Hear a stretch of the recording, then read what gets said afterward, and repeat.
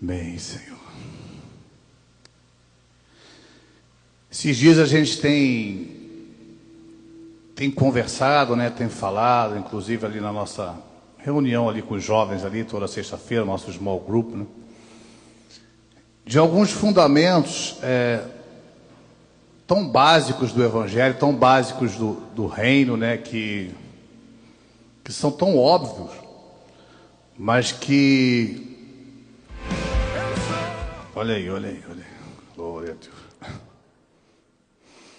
Que a gente já tem certeza que sabe, né? Mas em determinados momentos da vida a gente tem reações que a gente vê que na verdade não está enraizado em nós, né? E eu estava conversando esses dias com a Diana e eu sempre falo para os meus alunos de jiu-jitsu, né? Que é muito importante você entender o fundamento básico, porque rapidinho você aprende ali um básico ali no jiu-jitsu, né? E você acha que já sabe. E as pessoas sempre querem ir para aquela coisa mais avançada, né? Que é mais legal.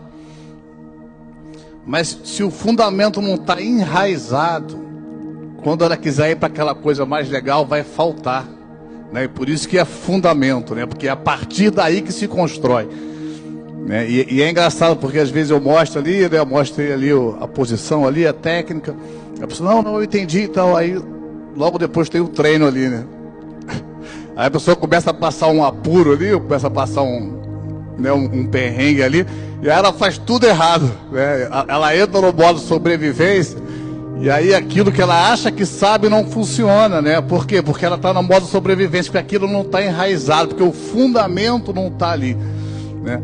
E aí eu sempre falo, olha, por isso que é importante a gente repetir, a gente fazer, a gente entender, né? Porque na hora que a gente precisa, né? E eu falando isso com as coisas de Deus, na hora que a gente precisa, se o fundamento não tiver enraizado, a gente vai apavorar também, né? Igual os meninos lá apavoram às vezes, né? E não vai conseguir viver aquilo que o Senhor tem, né? Então existe um entendimento que é maior do que você saber que é, né? E sobre isso tem vários...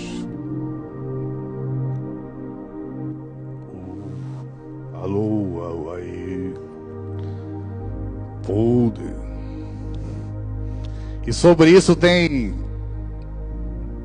vários fundamentos bíblicos básicos que a gente acha que sabe, né?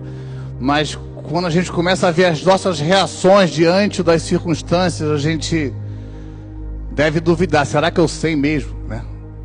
A gente tem falado sobre isso. Será que eu sei mesmo que Deus é bom?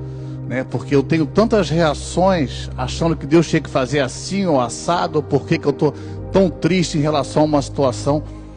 Será que eu tenho esse fundamento tão forte dentro de mim, tão enraizado, que Deus é bom, independente de qualquer outra coisa?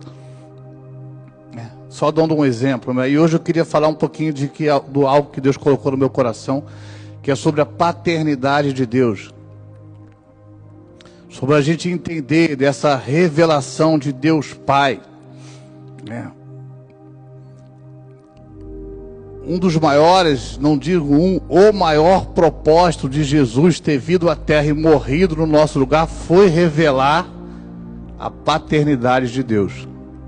E você pode pensar, não, mas ele veio morrer no meu lugar, né? Ele veio me perdoar, ele veio me resgatar. Tudo isso para que a gente tivesse acesso ao Pai. Tudo isso para que a gente pudesse ver ao Pai, né? Tudo isso para que novamente a gente tivesse acesso a Deus, aquele acesso que a humanidade, né, que Adão e Eva tinha desde o início, né? O Senhor ali fez todo esse plano para que novamente a gente pudesse olhar ao Pai, né? Então o grande propósito do Senhor ter morrido na cruz foi revelar quem era o Pai, né? Não só nos dar acesso, mas revelar a paternidade do Pai, o caráter do Pai, o amor do Pai. Em João 1,18, na NVI,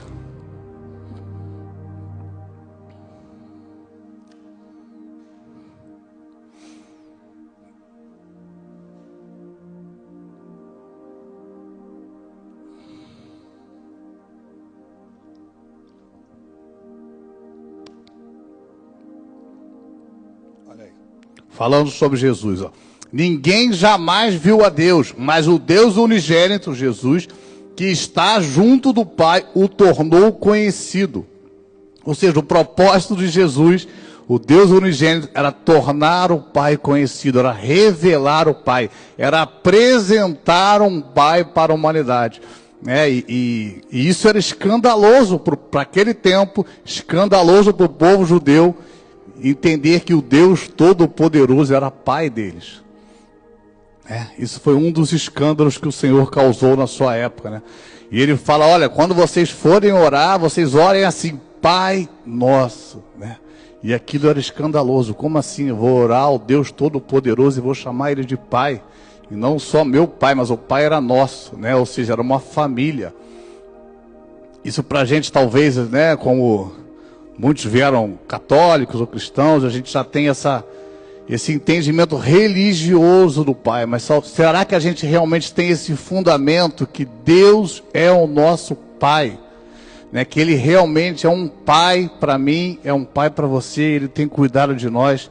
Né? E isso é um dos fundamentos básicos do Evangelho, reconhecer Deus como o nosso Pai, entender que Ele é o nosso Pai. Né? E você vê que na oração modelo, naquela ali que... Senhor, como é que a gente faz para orar? Vocês comecem assim, ou seja, tudo começa por isso. Pai nosso, reconheça Deus como Pai. E entenda que Ele é um Pai, não somente um Pai bom, né? Um modelo de Pai, o melhor Pai possível. E como é importante, né, a figura do Pai. Durante a minha juventude ali, né, e existe estatística, até escrevi algumas aqui, né, crianças que têm pai ausente, né, 40% mais chance de usar droga, 2 vezes mais chance de acabar na prisão, 4 vezes mais chance de precisar de cuidados profissionais, né, por causa de comportamento, terapia e tudo mais, né, e a gente sabe na prática, né, eu lembro que, né, aquela galera ali de rua, meus amigos, tudo, normalmente os que davam mais problemas, os que não tinham pai, ou, né, ou não tinham pai, ou o pai era ausente, né, algum problema com o pai, né. Isso é simples de perceber, né, a estatística já comprova isso, a psicologia já comprova isso, né, como a figura do pai muda o caráter da pessoa, né, como a ausência do pai pode destruir o caráter da pessoa, né. E o pai tem 3 funções principais. A primeira é a proteção, né? Seu pai, a gente vai falar do nosso pai terreno, mas funções naturais de um pai, né? Papéis de um pai, são papéis diferentes. Pai e mãe têm papéis diferentes, né? E a função do pai é proteger, prover e dar direção. Proteção espiritual, emocional, física, né? Filhos sem pai são filhos inseguros. Isso é tão simples de perceber, né? Assim, eu sei porque, né? Eu sempre gosto de lembrar, tá? É muito importante você honrar seu pai e sua mãe, independente se eles foram bons pais ou boas mães, fizeram ali talvez o que sabiam, o que entendiam, o que recebiam. Tá? Aqui não é para a gente se colocar como vítima e nem ir contra ou condenar os nossos pais, né? Mas, né, no meu caso ali, por uma circunstância ali de separação, meu pai foi ausente, né? E é impressionante como você fica mais inseguro na sua vida quando seu pai é ausente, né? Por quê? Porque o seu pai é um sinônimo de proteção, né? Você pode confiar, você sabe que se der algum problema, o seu pai vai estar lá. Eu vou chamar meu pai, né? Não era isso que uma criança fala, se fizer isso comigo, eu vou chamar meu pai. Eu sei quem é meu pai. Meu pai vai me proteger. Seu pai, talvez, né, para uma criancinha, o pai pode ser ali um frango que for. Para a criancinha, o pai é o fortão, é o super-herói, e ele vai chamar o pai, e o pai vai resolver o problema dele, né? Porque o pai tem essa figura de proteção, de provisão, sabe, de sustento material, emocional, espiritual, né? Você sabe ali, a criança não se preocupa se vai ter comida ou não. Criança que tem um pai, né, seja ele rico ou seja ele pobre, ela sabe que de alguma maneira o pai vai prover. E direção, né? Dar destino, né? Essa é uma das funções do pai, né? A Bíblia diz que como flechas na mão, né, na mão do valente, são os filhos na juventude, ou seja, a flecha vai, mas quem direciona a flecha é o pai, né? É o arqueiro ali, né? Então cabe aos pais, claro, a mãe também, né? Mas o pai tem esse papel de direcionar, né? De dar direção, de dar destino, né? De trazer propósito para a vida ali do filho, né? E quem teve a ausência de pai, né? Normalmente tem essa dificuldade nessas áreas. Normalmente se sente inseguro, né? Normalmente não se sente ali protegido o suficiente. Normalmente não tem um senso de propósito, né? Que todo mundo, claro, quem tem pai ou quem não tem suas dúvidas do que fazer, o que vai seguir, né? Mas quando você tem uma segurança vindo de trás, é mais fácil você ter um senso de propósito, né? Um entendimento daquilo que o Senhor tem. Mas o nosso papai, o meu papai, e eu falo aqui por mim, né, que fui um desses que sentia essa ausência, né, em momentos difíceis da vida. O nosso papai aqui se revelou a mim, e ele se revela a cada um de nós, né, como um pai perfeito, como um pai bom, como um pai amoroso, como um pai que cuida, trazendo proteção, provisão, direção, né? Tudo isso que ali talvez faltou no nosso pai natural, o nosso pai celestial, ele traz tudo isso pra gente. E por isso que a gente nunca pode ficar nesse lugar de desculpa e de vítima, né? Porque às vezes a gente se coloca ali, não, é porque faltou isso, é porque você não sabe o que eu passei, né? Quantas pessoas eu já fui conversar de alguma coisa, não, porque você não sabe a minha história. E claro, a história marca a gente, né? E a gente não pode ignorar, cada um tem uma história, cada um carrega uma história. Mas existe um pai, que não é como o nosso pai natural, um pai que não falha, né? Um pai que é vivo, que é real, que nos ama acima de tudo. E que se revela, que fez todo um plano, que sacrificou o seu único filho para que hoje a gente pudesse chamá-lo de pai, né? E eu sei que essa história você conhece e você sabe, por isso que o objetivo não é te contar uma história nova, é saber que isso é real, isso é vivo, e você precisa internalizar, você precisa trazer isso como uma verdade, como um fundamento na sua vida, porque senão você vai paralisar todo o tempo. Porque senão todo o tempo a insegurança vai vir, porque você, no fundo, não sabe que existe um pai assim, né? Porque às vezes no fundo a gente não sabe, mas será que agora também vai falhar?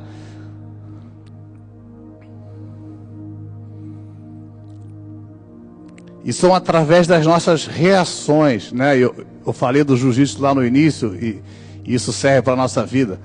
São através das nossas reações, das nossas atitudes, que a gente percebe se sabe disso ou não, né? Porque se a gente vive uma vida inseguro, no fundo a gente não sabe disso. Porque se um pai traz segurança, a gente não pode viver uma vida insegura. Se a gente vive uma vida sempre com medo do futuro, se vai ter ou não vai ter, com medo da provisão, no fundo a gente não sabe que tem um pai que cuida da gente. Gente, não é para você se sentir acusado, é para a gente... Eu tenho feito esse exercício, sabe, de... O que eu tenho pensado, né? Se eu tenho pensado, se eu tenho estado preocupado tanto com isso, será que eu sei que Deus realmente tem cuidado de mim nisso?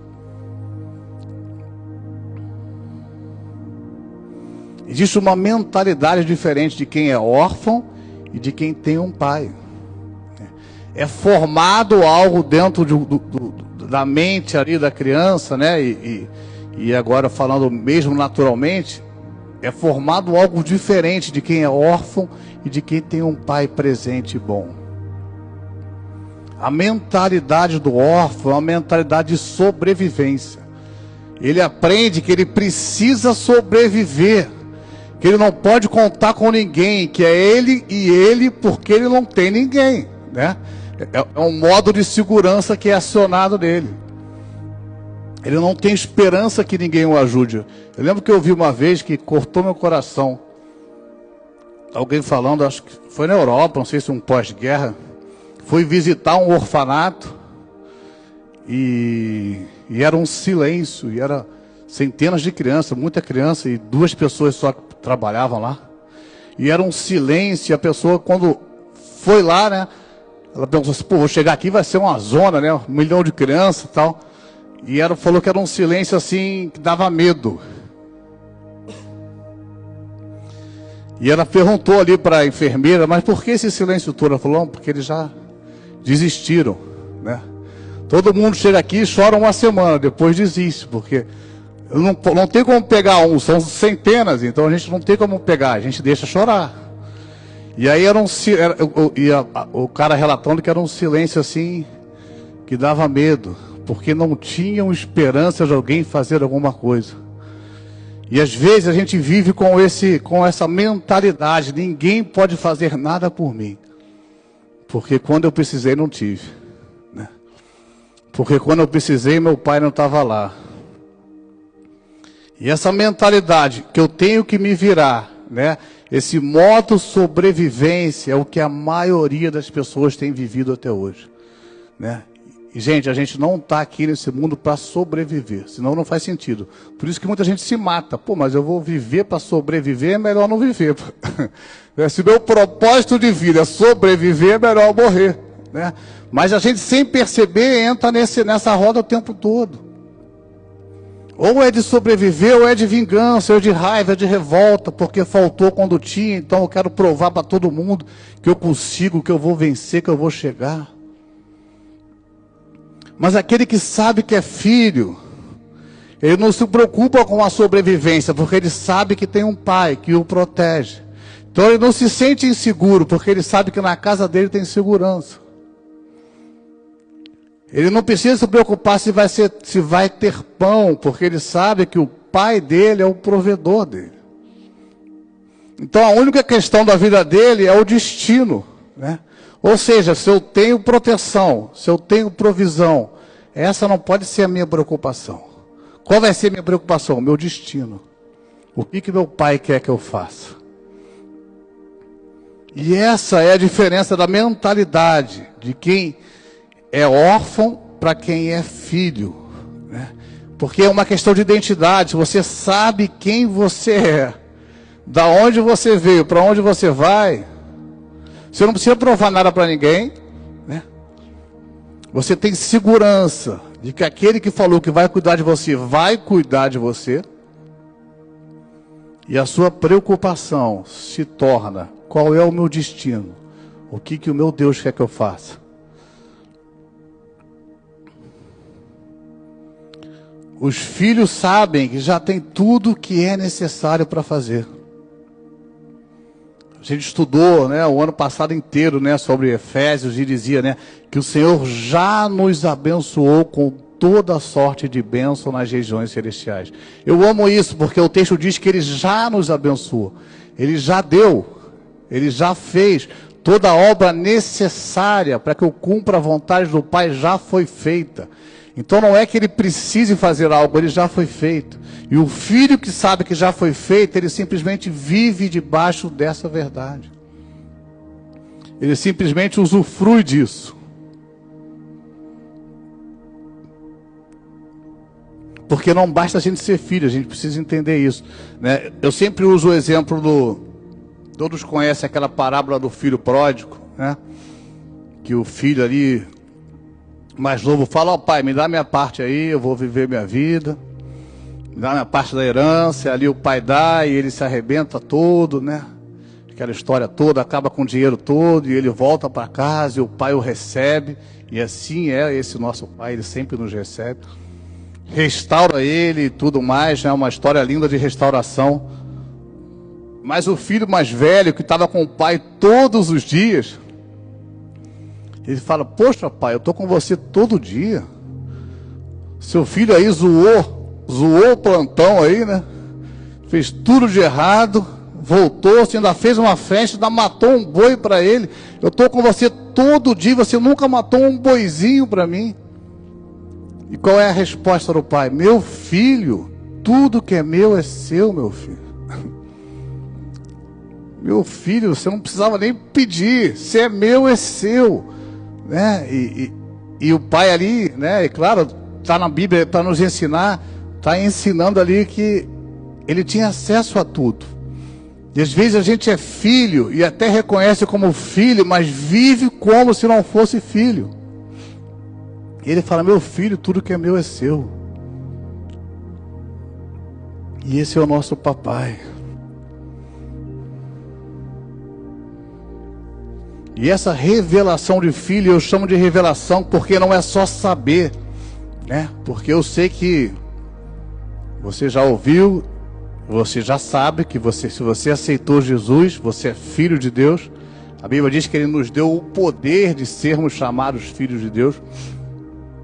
Mas existe uma diferença de você saber e de você ter essa revelação, e de você viver debaixo desse conceito, né? De você caminhar aqui na terra debaixo desse entendimento de filho seguro. Isso foi algo que Deus, eu gosto de falar nesse assunto porque foi algo que Deus construiu em mim, né, durante esses anos, né? Até como eu já contei, né, meu pai foi ausente ali, já faleceu, depois a gente teve um bom momento junto, né? Se converteu, houve todo um mover de Deus. Nada contra, eu sei que ele fez o melhor que ele podia dentro de um contexto. Eu nunca posso culpar ele, nem peço que você nunca culpe ali seus pais. Mas eu fui um que sofri essas consequências, né?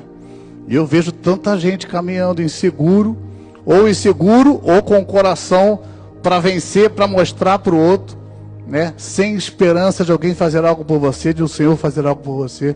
Então, nesses anos, Deus construiu em mim um lugar de segurança, uma certeza que Ele cuida, uma certeza que Ele vai prover.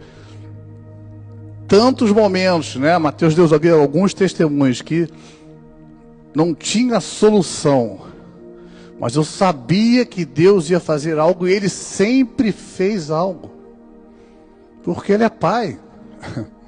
Poderia não ser o que eu queria, do jeito que eu queria, no tempo que eu queria, mas Ele sempre fez algo, Ele sempre trouxe intervenção, Ele sempre, né, trouxe resposta. Nem que a resposta fosse: eu estou cuidando, está tudo bem, descansa aí. Eu não deixei de ser Deus, eu não deixei de ser Pai.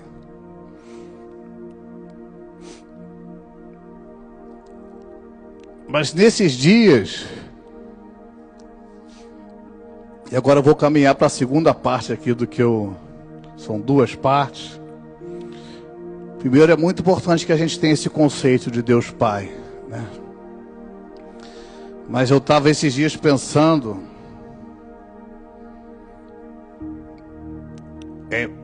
é muito bom, e hoje eu posso perceber que eu tenho isso, nessa consciência de que Deus é Pai, que é um Pai bom, amoroso, que cuida de mim, que é o Todo-Poderoso, então eu posso confiar nele tudo, mas que Ele também é Rei. Existe uma diferença de você ser filho de um pai bom, que cuida de você, isso é muito bom, isso traz muita segurança. Mas quando o seu pai é rei, existe uma diferença de você ser filho do rei e de você ser filho de alguma, né? Pode ser de uma pessoa muito importante, muito poderosa, mas o filho do rei tem responsabilidades diferentes. Esses dias eu estava vendo aí, não sei quantos viram a série aí do Davi, né? Uma super produção aí que está rolando na Amazon. Tem bastante coisa ali acrescentada, né? Que não é bíblica em si, mas como qualquer série ou filme, você pode ali usar a imaginação dele ali, né? Não vou entrar no assunto agora. Mas ali tem o Saul e ali tem o seu filho, né? O Jonatas, né? E ali na série é muito legal porque ele é um grande guerreiro, ele é o principal guerreiro do pai. Né? Porque quando a gente imagina o filho do rei, a gente imagina aquele que vai ficar no quarto ali, bebendo, comendo. Né? Quando você ouve um cristão falando, não, eu sou filho do rei, né? E normalmente ele está ali descansando nesse conceito que é um conceito real, né? Porque se você é filho do rei, existe uma provisão real sobre a sua vida, né? Existe uma provisão infinita sobre a sua vida, né? De um rei que não é limitado. Existe uma proteção ilimitada sobre a sua vida, mas existe uma responsabilidade que é diferente. Né? O destino do filho do rei é fazer a vontade do rei, é expandir o reino. O destino de um filho, de um filho normal, natural, de um bom pai, né? Ali, né? Seja o que for, talvez a sua profissão, alguém, o pai vai ajudar ele a escolher tudo. Mas o destino de um filho do rei é cumprir a vontade do rei. Porque ainda que seja filho do rei, qualquer um que está abaixo do rei é servo do rei. Né? E normalmente, se você vê os filmes, seja o que for de rei, né? O filho ali, o filho bom, né? Às vezes tem um doido. Mas o filho bom é aquele que está cumprindo, está expandindo o reino, está indo para as guerras, está à frente de tudo, ele tem uma responsabilidade diferente. Ele tem uma provisão, ele tem uma proteção, ele não se preocupa com isso, mas ele se preocupa em fazer a vontade do rei. Ele se preocupa em cumprir o propósito do rei. Ele não se preocupa com o seu sustento, porque ele está a serviço do rei. Quando Jesus fala lá em Mateus, né, aquele texto bem conhecido, olha, não andeis preocupados, não andeis ansiosos, né, com o que haver de comer, ou com o que haver de vestir. Olha aqui os pássaros no céu, né, não trabalham nem tecem, né, e não falta nada para ele. Olha aqui os lírios do campo, que hoje existem, amanhã são lançados fora. E eles não se vestem, né? Nem Salomão em toda a sua glória se vestiu como eles. E aí ele termina falando como aqui? Buscai, pois, em primeiro lugar o reino de Deus e a sua justiça. Eu acho interessante isso para mim ficou mais claro nesses dias. Por que não diz buscar em primeiro lugar a Deus? Que está certo, né? É a mesma coisa. Mas quando a Bíblia enfatiza para a gente buscar o reino e a sua justiça, é para que a justiça do reino se cumpra na terra. Ou seja, seja um agente do reino, seja um príncipe do reino. Né? Buscar em primeiro lugar a justiça do reino é que o reino se expanda, que a vontade do reino venha se expandir na terra. Se você tiver a serviço do reino, não vai faltar provisão, não vai faltar proteção. É isso que o texto está falando. Ele chega a falar, olha, vocês não precisam se preocupar com isso, o texto fala. Os pagãos é que correm atrás disso, como se você nem pensa nisso. Né? E é claro que não é que é, então eu não preciso mais trabalhar, né? Então se eu for trabalhar para o reino eu tenho que ser pastor, ou eu tenho que ser alguma coisa, não tem nada a ver com isso. Tem a ver com um senso de propósito de filho do rei, né?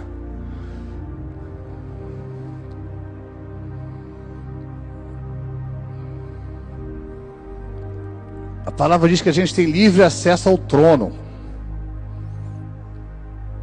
Entrai confiantemente na sala do trono, é o que a Bíblia diz. E a sala do trono, né, dentro de um contexto bíblico, era um lugar onde tinha risco de morte, porque qualquer um que entrasse sem avisar poderia morrer.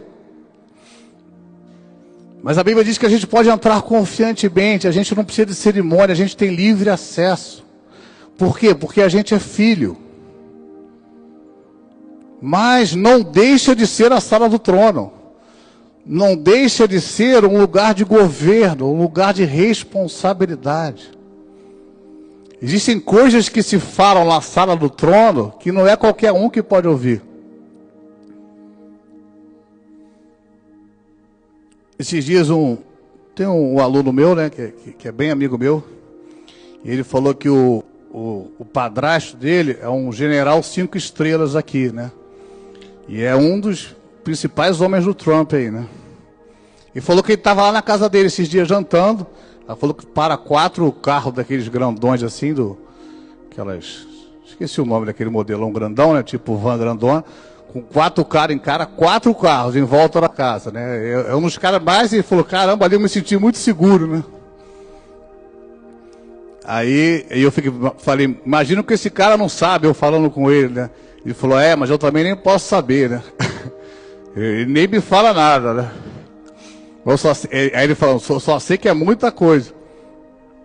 E eu fiquei pensando ali, ele tinha segurança ali do padrasto ali, né? Se sentiu seguro, protegido. Mas ele não tinha acesso à sala, né? Ele não tinha acesso ao salão oval ou pentágono, sei lá onde os caras se reúnem. Ele não tinha acesso aos segredos do governo, né? E quando a Bíblia diz que a gente tem acesso, por isso é uma responsabilidade. A gente tem acesso a informações que podem mudar o mundo, que podem mudar a minha vida, que podem mudar a sua vida, que podem mudar a vida da sua família. Então, quando a gente é filho não só de um pai bom, amoroso, que pode todas as coisas, mas do rei, existe uma responsabilidade que é diferente.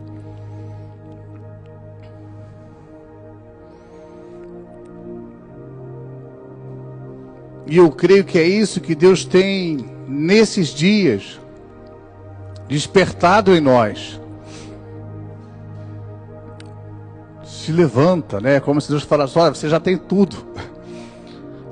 Você está guardado, protegido. E a gente está vivendo, meu Deus, será que eu vou ter pão amanhã? E por isso que o Senhor fala, olha, são os pagãos que se preocupam com esquece pão.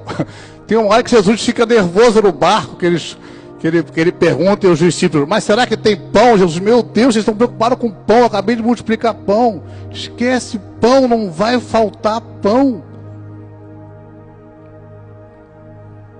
Enquanto Jesus esperava que ele já tivesse uma visão do reino, olha, eu vou morrer, né? Os seus discípulos ali, né? Eu vou morrer, mas eu vou ressuscitar, eu vou voltar. Era para eles estarem empolgados. E às vezes eu começo a ter essa consciência, eu fico empolgado, né? Eu adoro esses filmes de guerra, né? Porque o filho do rei é o primeiro a ir na guerra, é aquele que o Senhor fala, vamos embora. Mas é uma guerra que a gente já venceu, então a gente não precisa se fingir de morto, ou ficar com medo da guerra, ou querer ter uma vida só numa zona de conforto, que não serve para nada, gente. A gente está vivendo aqui nessa vida aqui, isso aqui vai acabar. Existe uma aventura com o Senhor que Ele está nos propondo a viver como filhos dEle. E a gente está pensando em como vai pagar uma conta amanhã. Gente, eu também penso nisso, né? Eu estou aqui nos despertando. Né? Não estou dizendo que eu sou super poderoso e não me preocupo com nenhuma conta. Eu estou querendo te falar que existe algo muito maior. O Rei do Universo me chama de filho, diz que cuida de mim, que me ama acima de tudo e conta comigo para realizar o teu reino daqui na terra. E espera de mim, e por isso a Bíblia nos chama de cooperadores, e conta comigo para que a justiça dele seja feita aqui na terra. É lá na oração do Pai Nosso, né? Pai Nosso, seja feita a sua vontade aqui na terra como é no céu. Ele nos instiga, ele nos ensina a orar, a trazer a realidade do céu na terra. E só faz isso quem é um embaixador, quem é um filho, quem é um príncipe desse rei, quem entende que existe um propósito muito maior do que eu simplesmente ser feliz, tá? Existe felicidade nisso? Existe, e é plena. Por quê? Porque para isso eu nasci. Porque quando a gente está vivendo o motivo pelo qual a gente nasceu, a gente está sendo feliz. A gente está tendo sucesso, né? Quando Pilatos fala para Jesus, olha, você é o Filho de Deus, você é o Rei dos Judeus, o que Jesus fala? Para isso mesmo eu nasci.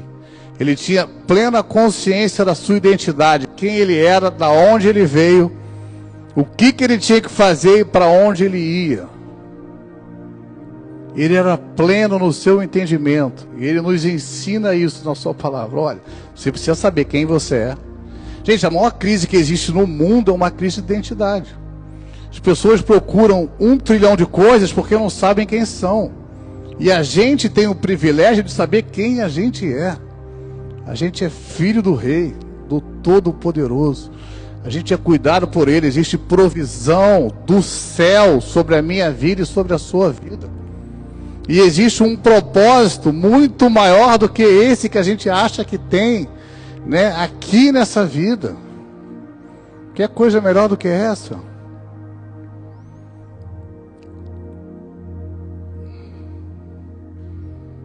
Às vezes a gente quer ser amigo de uma pessoa tão importante, né? Mas a gente é filho da pessoa mais importante do universo, né? E a gente vive inseguro, né? E a gente vive com a mentalidade de sobrevivência, né? E eu fico imaginando o Senhor falou, meu filho, igual ele falou pro filho mais velho, meu filho, você não entendeu que tudo que é meu é seu. Como é que você está preocupado com um boi que eu não matei? É tudo seu, meu filho. E eu queria encerrar, né, com... Eu tenho aqui 2 apelos. Se alguém puder tocar aqui. Fui bem breve. Eu sei que eu não falei nenhuma novidade para você. Mas talvez as suas reações diante da vida, diante dos problemas, talvez você se encontre e talvez pense, talvez eu tenha uma mentalidade de órfão. Talvez eu não tenha uma expectativa que o meu pai vai se manifestar, vai aparecer, vai chegar no meio dessa briga e vai falar, opa, quem é você aí mexendo com meu filho? Que é isso que o pai faz, né?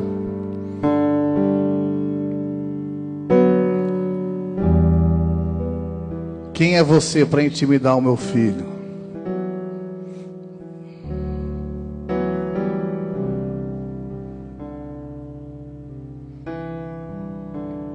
Eu quero que você tenha uma consciência de quem é o seu pai. Que você realmente visualize.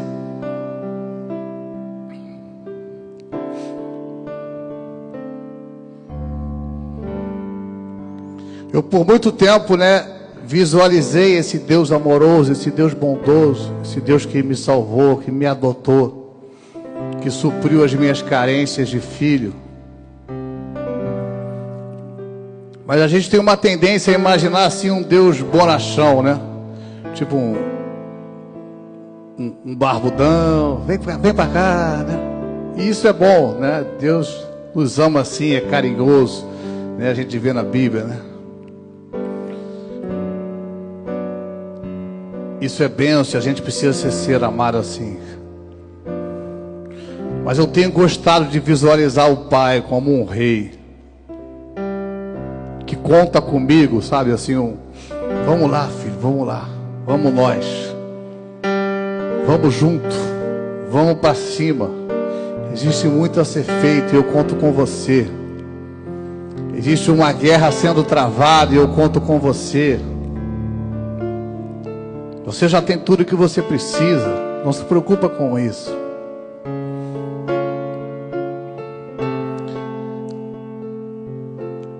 E eu quero começar, se você tem dificuldade, é normal, gente, ter dificuldade de enxergar Deus como um pai, até de chamar Deus de pai. Eu não tive isso, mas eu vi muita gente tendo isso. Talvez se você teve um problema com seu pai, talvez seu pai não foi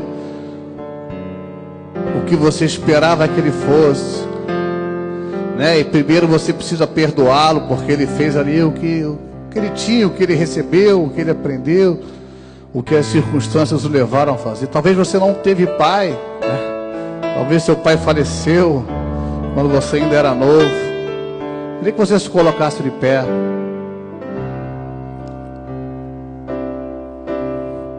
Gente, isso é muito importante. Não tem como viver uma vida com Deus sem reconhecer a sua paternidade. Talvez seu pai foi muito duro, muito rígido, e você não consegue enxergar Deus como um pai bom.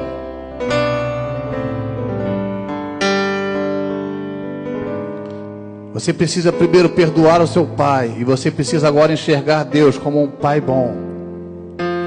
Como alguém que cuida de você. Como alguém que cuida das suas feridas. Como alguém que se importa.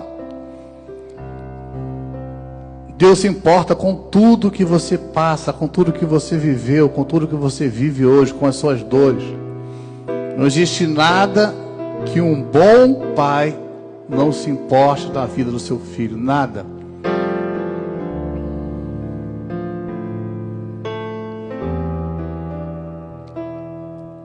Eu quero orar. E se você quiser que eu ore por você também, vem aqui na frente. A gente vai orar por você. Para que você tenha essa revelação do Pai. Não é saber. Eu sei que você sabe, né? Que Deus é Pai, né? Até quem não conhece a Jesus sabe. Não, Deus é Pai, né? Existe uma revelação que muda a maneira pelo qual a gente anda, a gente vive, quando a gente sabe que Deus é o nosso Pai. Um Pai que não falha, um Pai que não erra. A Bíblia diz que Ele não é homem para que minta, nem filho do homem para que se arrependa. É um Pai perfeito. Feche seus olhos aí no seu lugar. Amém, Senhor. Enquanto eu estiver orando, se você sentir, vem aqui na frente. Se você já enxerga Deus como um Pai bom, se você consegue imaginar isso, que você possa ampliar a tua visão aqui hoje. Amém, Senhor. Vem sobre cada um aqui, Pai. Se revela a nós, Senhor. Senhor, em nome de Jesus, Senhor, que se caiam as barreiras, Senhor. Senhor, em nome de Jesus, que a gente te veja como o Senhor é, Pai. Senhor, revela o teu caráter, o teu amor, o teu cuidado a cada um dos teus filhos aqui, Senhor. Senhor, que a gente possa passar a andar com confiança, com segurança, sabendo quem nós somos em Ti, Senhor. Sabemos, Senhor, que temos um Pai que cuida de nós, Senhor. Que tem cuidado de cada um aqui, Senhor. Sabendo, Pai, que não estamos sozinhos, Senhor, nessa vida, nessa batalha, nessas guerras. Sabendo, Pai, que o Senhor conhece as nossas feridas, Senhor. E o Senhor se importa. O Senhor se importa com a sua dor, com a sua ferida. A sua esperança não será frustrada nele. É isso que a palavra diz. Senhor, em nome de Jesus, Senhor, traz a cada um de nós aqui, Senhor, essa consciência de filho, Senhor. Essa consciência que nós somos, Senhor, protegidos, cuidados pelo Senhor, que existe provisão sobre a nossa vida, Senhor. Que ainda que a gente tenha as responsabilidades nesse mundo, o Senhor é o nosso provedor, Senhor. O Senhor é o nosso provedor, Senhor. O Senhor é o nosso provedor, Senhor. Olha, eu sinto que tem gente que precisa ter essa revelação que o Senhor é o seu provedor. O Senhor é o seu provedor.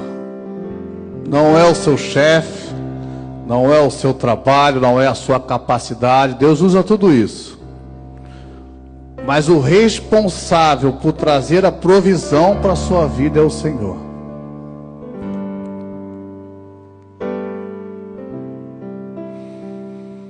Senhor, enche cada um de nós aqui, Senhor. E agora eu quero fazer um segundo apelo. E eu queria que você viesse aqui, se você puder, vem aqui na frente. Vamos juntos buscar esse senso de propósito, porque se você é filho do rei, existe algo que o rei quer que você faça. Existe uma direção que o rei quer que você siga. Existe um plano maior do rei para a sua vida. E se você ainda não sabe se está vivendo esse plano ou não, gente, vem aqui na frente, vamos orar juntos. Vamos orar juntos. Vamos declarar que a vontade do Senhor, que a vontade do nosso Rei se cumpra em nós. Eu me coloco aqui. Eu quero que a vontade do Rei se cumpra na minha vida, porque eu sei que ela é boa, perfeita e agradável. Ainda que você tenha medo dessa vontade, ela é muito melhor do que a sua. Porque a palavra diz que a vontade dele é boa, perfeita e agradável. Quem não quer algo bom, perfeito e agradável? E a Bíblia diz que essa é a vontade do nosso Pai, que é o nosso Rei, que é o nosso Senhor. Amém? Enquanto o Lucas vai tocar aqui, a gente vai estar orando junto,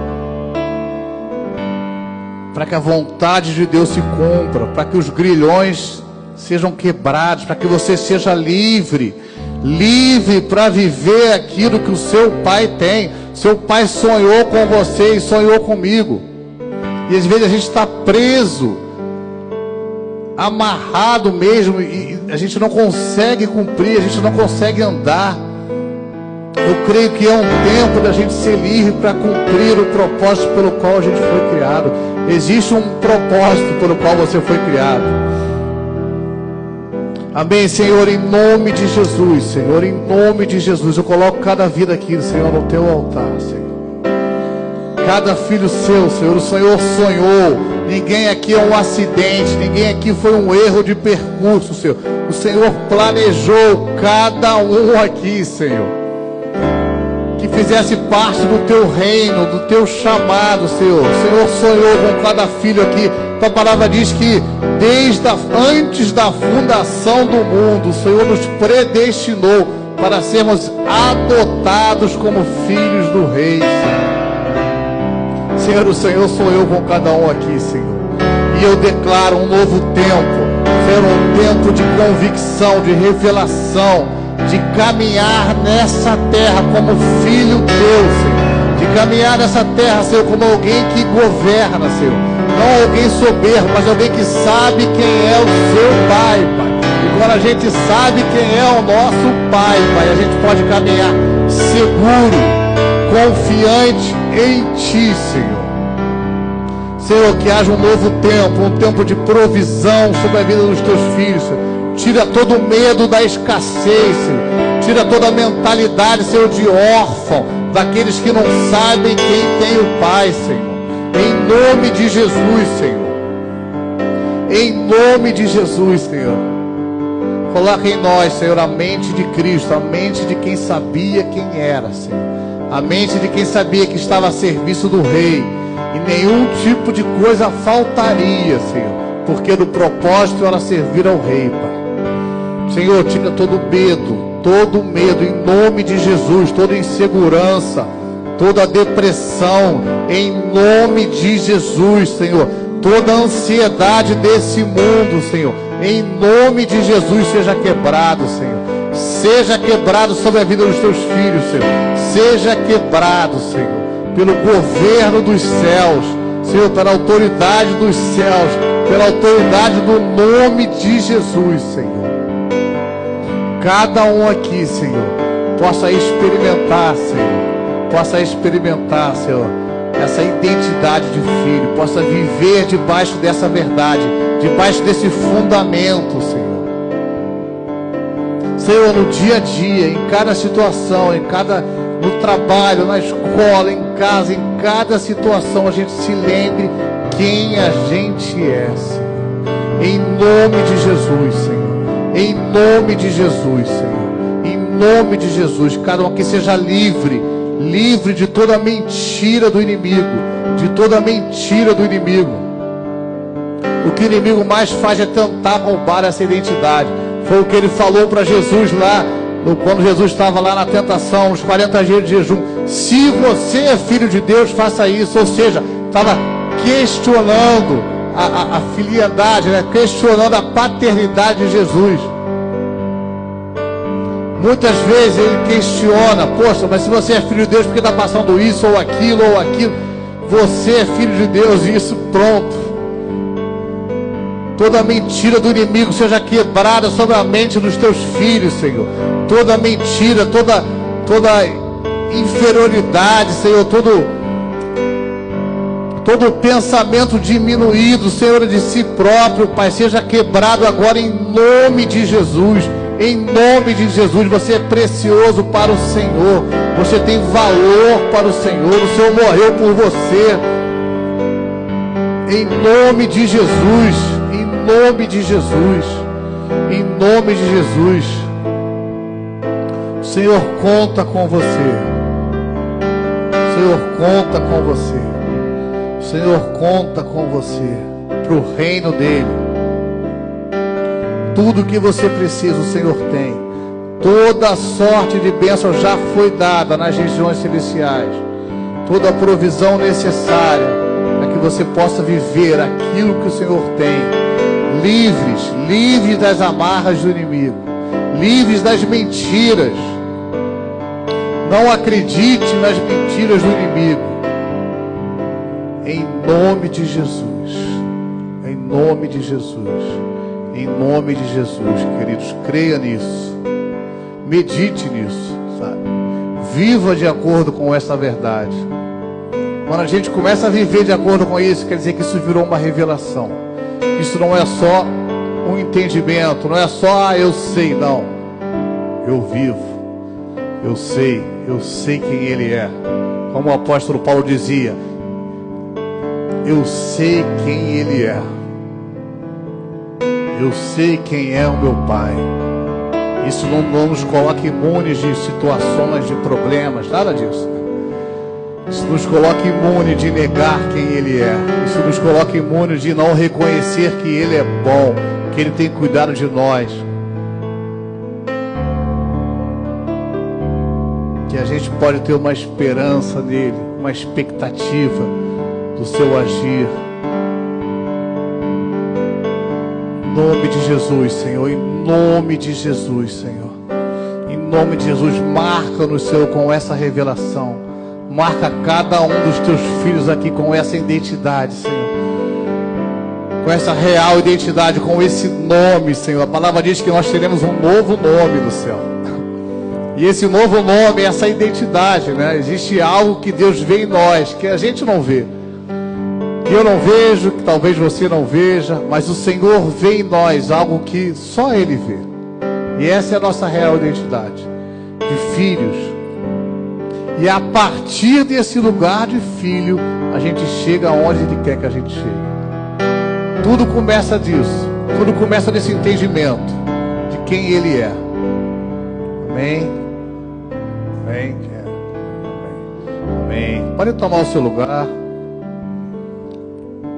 Em nome de Jesus, Senhor. Em nome de Jesus.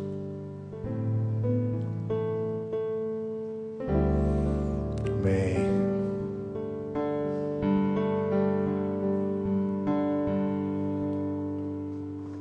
Glória a Deus.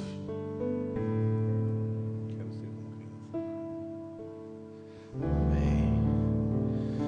Glória a Jesus. Vamos cantar esse louvor aqui antes da gente. Você onde você está mesmo, né? Você vai ter mais uma oportunidade de se colocar como criança, como filho do Senhor diante dele agora, né? Quero ser como criança, te amar pelo que é,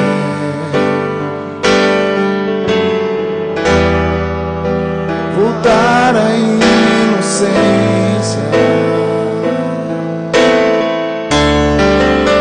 e acreditar em ti. Às vezes sou levado